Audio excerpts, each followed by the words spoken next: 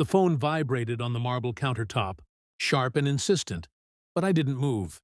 I let it lie there, its glow slicing through the darkness of the hotel suite. Outside, the city breathed in neon pulses, oblivious. Inside, silence had weight. I remembered the words like a blade pressed against my throat. I wish he disappears. Forever. 7 years ago. Spoken casually, like a thought tossed into the void, yet sharp enough to fracture my world. I had packed a bag that night. Everything I owned, everything I was, and vanished. No notes, no goodbyes, just a ghost leaving the life that had betrayed him. I traced the edge of the countertop with a finger, the cool marble grounding me. I imagined her face the moment she realized I was gone. Relief, maybe, confusion, or guilt. I'd never know until now. 7 years. Time had done its work quietly, methodically. In its span, I built everything from nothing. I was careful, strategic, invisible. And when I returned, I was untouchable.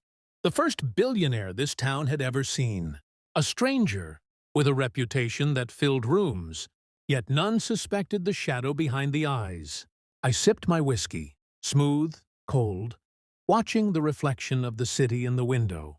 And then I saw her, a familiar silhouette at the hotel's restaurant entrance. My heart didn't race. My hands didn't tremble. But inside, the storm stirred, silent and precise. Jane. My Jane. Waitressing in the dim glow of chandeliers she would have once mocked. Her eyes met mine, wide with recognition, and for a fraction of a second, I allowed myself to enjoy it. The pause, the hesitation, the subtle crumble behind her perfectly practiced smile. I left my suite quietly, each step measured, each breath controlled. The lobby felt smaller with every step toward her. I watched as she stacked glasses, pretending not to notice me, pretending as she had always pretended. I didn't speak, not yet. Observation first. Patience always.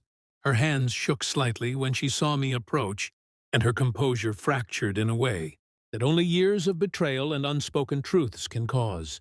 And yet, she tried to smile. I studied her, every detail catalogued, the slight gray at her temples, the tension in her shoulders, the fear she couldn't hide. It was almost poetic. The world outside the hotel continued in its ignorant rhythm. People laughed, phones rang, chairs scraped across the floor. But in this moment, in this space, time contracted. The universe had placed us in a room again, and I was no longer the man she thought she had pushed away. I was something else, something precise, calculated, dangerous in a way she could never understand. I said nothing. I didn't need to.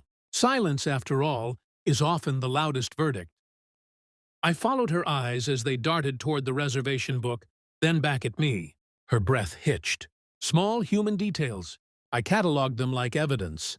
I let the moment stretch, savoring the subtle collapse of her composure. I didn't speak. I never rushed. The past 7 years had taught me that patience is sharper than anger.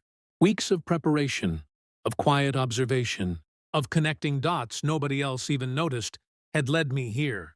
Phone records, financial trails, discreet inquiries, all pieces of a puzzle I didn't need anyone else to solve. And now, the final piece. The document on my phone, locked and encrypted. A simple PDF. DNA results confirming the truth I already suspected. I tapped the screen, and the data reflected in my eyes like cold fire. Everything lined up. Every lie, every whispered excuse, every late-night disappearance. Truth, finally, in my hands. "Jane," I said, voice low, almost casual. "Do you remember me?" Her eyes widened, a flash of recognition, then panic. She tried to force a smile, but it faltered. Her hands fumbled with the tray of glasses. I didn't raise my voice. I didn't need to. I slid the phone across the counter.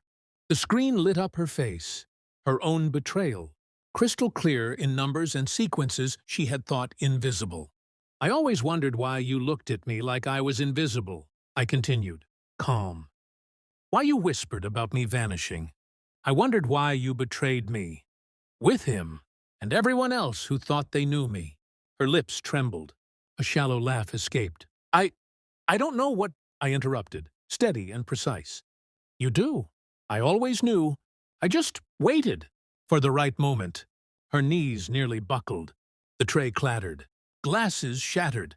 The world narrowed to the sound of her own downfall and my quiet observation. I watched her crumble in real time. No shouting, no dramatics, just the cold, surgical precision of truth hitting its mark. You wanted me gone, I said softly. You wished I'd disappear forever. And yet, here I am. Not broken. Not begging. Not even angry. Just whole. And you are a ghost of the person I once loved. Do you feel it?